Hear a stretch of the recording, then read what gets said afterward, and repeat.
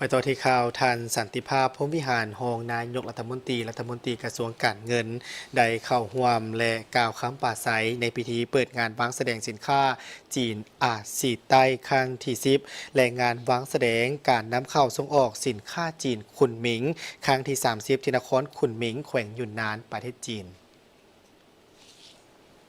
ในตอนเช้าของวันที่11มิถุนายน2026ทางสันติภาพพรหมวิหารรองนายกรัฐมนตรีกระทรวงการเงินได้นำพาคณะผู้แทนสาธารณรัฐประชาธิปไตยประชาชนลาวเข้าร่วมพิธีเปิดงานวางแสดงสินค้าจีนอาซีใต้ครั้งที่10และงานวางแสดงการนำเข้าส่งออกสินค้าจีนคุนหมิงครั้งที่30โดยภายใต้หัวข้อความสามัคคีและการประสานสมทบกันเพื่อการพัฒนาร่วมกันที่นครคุนหมิงแขวงหยุนนานสาธารณรัฐประชาชนจีนในโอกาสดังกล่าวท่านรองนายกรัฐมนตรีได้ให้เกียรติขึ้นกล่าวคำปราศรัยโดยได้แสดงความสมเสยและยกให้เห็นถึงความสำคัญของการจัดงานวางแสดงสากลครั้งนี้เพื่อเป็นการส่งเสริมการร่วมมือทางด้านเศรษฐกิจ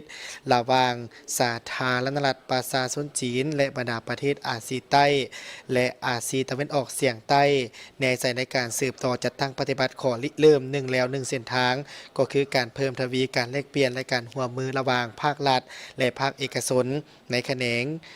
นงการนวัตกรรมเทคโนโลยีทันสมัยเพื่ออำนวยความสะดวกให้แก่อุตสาหกรรมการผลิตและการบริการในยุคทันสมัย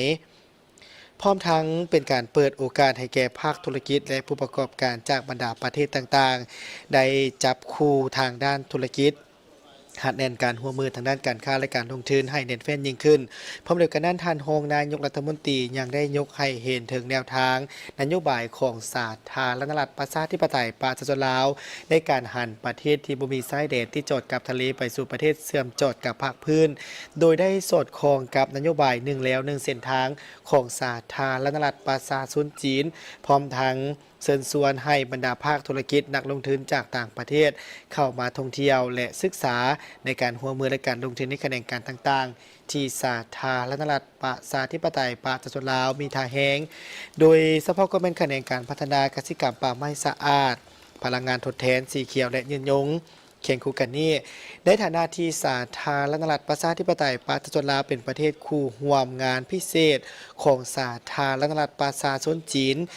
ในการจัดงานวางแสดงสากลในครั้งนี้ท่านรองนายกรัฐมนตรียังได้ให้เกียรติเข้าร่วมและเปิดหอวางแสดงแห่งชาติของสาธารณรัฐประชาธิปไตยประชาชนลาวอย่างเป็นทางการพร้อมทั้งได้ชมบรรดาห้านวางแสดงต่างๆของจีนและของลาวที่มีหัวหน่วยธุรกิจจากสาธารณรัฐประชาธิปไตยประชาชนลาว28บริษัทเข้าร่วมเปิดห้านวางแสดงในจำนวน16ห้านเพื่อเป็นการเปิดโฆษณาผลิตภัณฑ์สินค้า